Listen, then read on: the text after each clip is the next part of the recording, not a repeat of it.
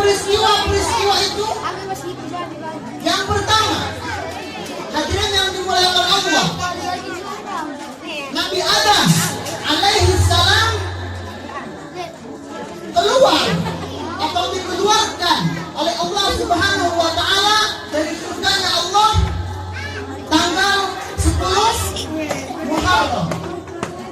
Satu peristiwa besar yang menggoncangkan dunia pada kala itu, bahwa Nabi pertama dikeluarkan oleh Allah Subhanahu wa taala karena satu kesalahan. Apa kesalahannya? Memakan buah kurma. Hadirin yang dimuliakan Allah, Nabi Adam dikeluarkan oleh Allah dari surga karena satu kesalahan. Dari surga. Kita yang banyak kesalahan pengen masuk surga. Ini gimana kira-kira? Nyambung apa enggak ini? Nyambung apa enggak nih? Nyambung enggak? Nyambung. Masya Allah. Jadi Nabi Adam ini kesalahannya satu, dikeluarkan dari surga. Kita banyak kesalahannya pengen masuk surga. Artinya, hadirin yang dimuliakan Allah, peristiwa ini menjadi peristiwa besar. Sampai akhirnya Nabi Adam dalam salah satu riwayat 40 tahun sujud kepada Allah.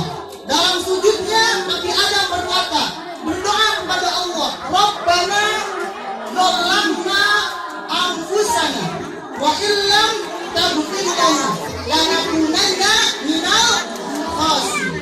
Jadi itu istighfarnya Nabi Adam. Jadi kalau ada kita setiap sholat baca istighfar yang demikian, itu istighfarnya Nabi Adam alaihi 40 tahun. Kenapa? Karena makan buah kurma. Itu peristiwa besar yang pertama. Peristiwa besar yang kedua adalah kisahnya Nabi Yunus alaihi salam. Hadirin yang dimuliakan Allah, Nabi Yunus ini ceritanya berdakwah kepada umatnya.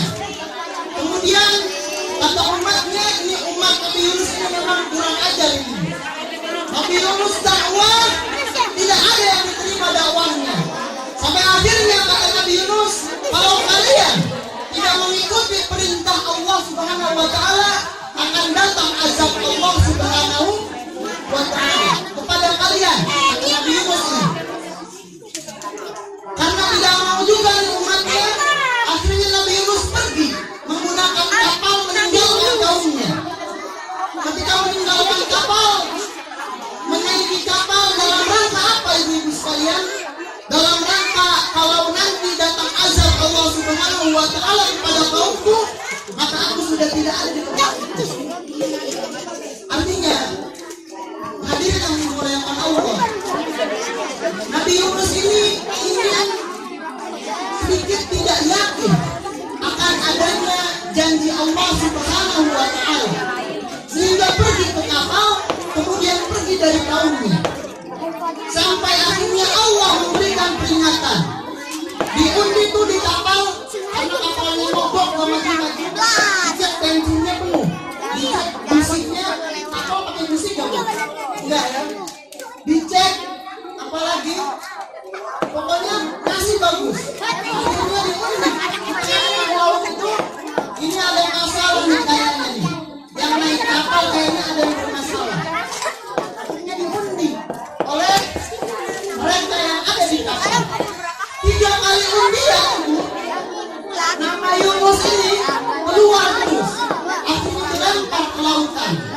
Kemudian Allah Subhanahu wa taala mengutus ikan paus, ikan nun namanya, untuk memakan Nabi Yunus alaihissalam. Kata Allah, wahai Nun, makan itu Yunus. Tapi ingat, makan aja. Bahaya ini kalau Nun itu, kalau Yunus dipunya besarlah urusannya nanti. Akhirnya dimakan oleh ikan Nun, ikan paus. Di dasar lautan, dibawa Yunus ke dasar lautan. Akhirnya Yunus merasakan bersalah kepada Allah Subhanahu wa taala. Apa yang dilakukan Yunus? Istighfar. besar. Akhirnya ketika istighfar, Nabi Yunus alaihissalam itu ikan paus nun itu sakit perut. Karena di dasar laut nggak ada apotek, dia naik ke atas. Akhirnya keluarlah itu Nabi Yunus alaihissalam dari perut ikan paus. Peristiwa itu tanggal berapa? Tanggal 10 bulan Muharram. Bu, sebentar Bu ya, ini kayaknya ini tambah kaya. Biasa di Bandung saya. Jadi datang ke Tangerang awalnya pengen mandi terus. Itu yang keberapa Bu? Yang kedua. Yang ketiga, hadirin yang dimuliakan Allah. Ada yang kenal dengan Nabi Ibrahim alaihissalam? Ibu-ibu kenal ibu-ibu? Nabi Ibrahim, ibu-ibu yang pasti sudah kenal. Ibu-ibu yang tidak kenal sama Ibrahim alaihissalam, kapan kenalannya Bu?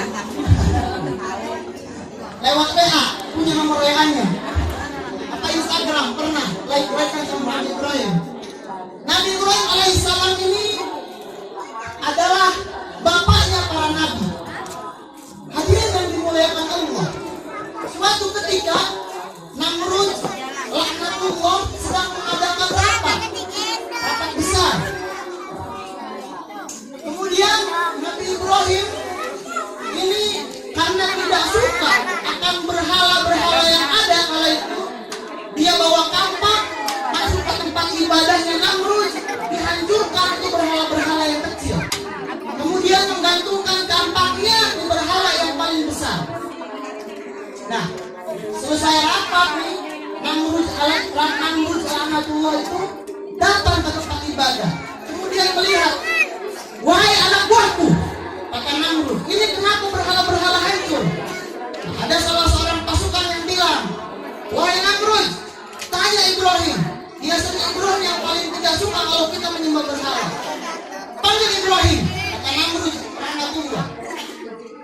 Panggil Ibrahim, kemudian ditanya, wahai Ibrahim, apakah kamu, kata Namrud, yang menghancurkan berhala-berhala kita ini? Jawab Ibrahim dengan cerdas, hai Namrud, ente buta ya? Itu lihat itu, tampak ada di mana kampak? Ada di berhala. Iya. Berarti kalau ada di berhala, berhalanya yang hancurin. Ente gila ya Ibrahim, kata Namrud. Loh, gila gimana Namrud? Masa berhala bisa ngancurin berhala? Berhala ngomong aja nggak bisa, jalan aja nggak bisa. Loh, kalau begitu ente yang gila Namrud, kata Ibrahim. Udah tahu berhala nggak bisa apa-apa, disembah. Berhala nggak bisa apa-apa, diibadahi. Akhirnya marah ini Namrud laknatullah, ikat Ibrahim, bawa dia bakar dia. Hadirin yang dimuliakan Allah. Singkat cerita, Nabi Ibrahim diikat, kemudian ingin dibakar. Waktu itu apinya kalau nggak salah api Madura ya, yang buat bakar sate kayak gitu. Panas banget itu api. Akhirnya dibawa itu Namrud Ibrahim alaihissalam ikat. Sini jangan di situ, jangan dibakar. Dan ketika dibakar apa kata Allah Subhanahu wa taala? Ya naru kuni barda wa salama ala Ibrahim. Wahai api, jadilah dingin dan jangan kau bakar Ibrahim alaihissalam. Akhirnya itu api tidak pernah membakar Ibrahim alaihissalam dari ujung rambut sampai ujung kaki sedikit pun. Hadirin yang dimuliakan Allah. Ibu-ibu sekalian, kalau kita nih yang dibawa ke api yang begituan, ya naru, gak ada istilah ya naru. Kita masuk kosong kita, matang udah badan kita itu. Ini Ibrahim tidak. Hadirin yang dimuliakan Allah. Kapan kejadiannya? Kejadian itu tanggal 10 di bulan Muharram. Allah, peristiwa besar yang terukir dalam sejarah. Yang terakhir adalah kisahnya Nabi Nuh alaihissalam. Nuh alaihissalam ini adalah 5 di antara ulul azmi. Kenapa? Karena dakwahnya yang luar biasa sabar. Bayangkan, ibu-ibu yang dimuliakan Allah, Hadirin sekalian, umur Nabi Nuh 900 tahun, dapat umat cuma 80 orang. Berarti terhitung 10 tahun satu. Bu, dakwah 10 tahun satu. Kalau saya minta sama Allah, ya Allah mundur deh, saya gak usah jadi ustaz. 10 tahun cuma dapat satu umat. Kalau tukang dagang, pengusaha, 10 tahun dia dagang cuma dapat satu pelanggan, rugi. Kalau ada kiai yang buat pesantren, 10 tahun buat pesantren, santrinya cuma satu, tutup itu pesantren. Kalau ada partai politik yang 10 tahun dia berdiri partainya, kemudian isinya cuma satu orang, tutup itu partai.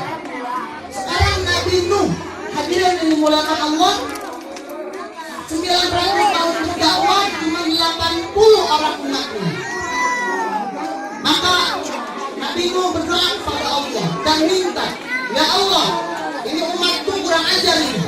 Aku dakwah, mereka tidak mendengarkannya. Kata Allah Subhanahu wa ta'ala, kalau begitu mau kau apakan Nuh? Kata Allah Subhanahu wa ta'ala, hancurkan mereka dengan banjir, azab mereka ya Allah. Oke, kalau begitu ya Nuh, aku perintahkan kau untuk bikin kapal. Kata Allah Subhanahu wa ta'ala. Nabi Nuh nanya, ya Tuhan, bikin kapalnya bagaimana? Kata Allah Subhanahu wa ta'ala, bikin kayu, cari kayu. Nabi Nuh nanya lagi, ya Tuhan, kayunya dari mana? Kata Allah, tanam Nuh. Kemudian Nabi Nuh tanya lagi, ya Tuhan, ini nanamnya di mana? Ya di tanah Nuh, gak mungkin di semen. Akhirnya setelah dialog antara Nabi Nuh dengan Allah, ditanamlah pohon kayu sampai tumbuh, kemudian dibuat kapal. Kemudian ya Nuh, kata Allah Subhanahu wa ta'ala, ajak umatmu yang 80 orang itu naik ke kapal beserta 80 ekor hewan berpasang-pasangan. Jadi totalnya 80 umat dan 80 ekor hewan, berapa itu? 160. Itu 900 tahun. Artinya kesabaran Nabi Nuh untuk berdakwah ini luar biasa. Kemudian Nabi Nuh cek nih, Fulan bin Fulan hadir, Fulan bin Fulan hadir, Imam bin Ijil hadir. Ada orang Jawa kayaknya waktu itu. Ajang hadir, itu orang Tasik. Ajang Rahmat hadir, orang Ciamis tuh. Ada semua. Ya, dicek nih sama Nabi Nuh alaihissalam. Jadi pemimpin yang baik itu bukan cuma bikin perintah, tapi bikin perintah dicek, diabsen satu-satu. Wah, terakhir Bu ditanya, Kan'an mana Kan'an? Kata para sahabatnya yang ada di kapal, tidak tahu ya Nuh. Akhirnya dicari tuh Kan'an. Orang Tasik nyari Kan'an. An, kemana mana? Udah jangan ke Babel. Kepala orang Sunda ngerti. Ani mana kemana? Meni uri bayar dia. Dicari tuh sama orang Tasik, mungkin begitu ya kalau ada orang Tasik. Dicari itu Kan'an, nggak ketemu. Akhirnya Kan'an sendiri yang datang ke kapal, bertemu dengan ayahnya. Kemudian kata ayahnya, ya Kan'an, karena sebentar lagi Allah akan menurunkan azab kepada umat ini. Apa kata Kan'an? Sa'awi ila jabali ya'simuni rabbi. Enggak, wahai Nuh, aku pengen naik ke gunung aja, karena gunung itu lebih tinggi daripada kapal yang mau buat. Akhirnya ketika datang banjir bandang kala itu, Nabi Nuh yang ada di kapal selamat, Kan'an meninggal. Hadirin yang dimuliakan Allah, maknanya apa? Maknanya adalah solehah, tapi belum tentu anak-anak kita akan sama seperti kita, karena keimanan tidak diwarisi. Keimanan bukan diturunkan, tetapi keimanan diajarkan di proses untuk menjadi lebih baik.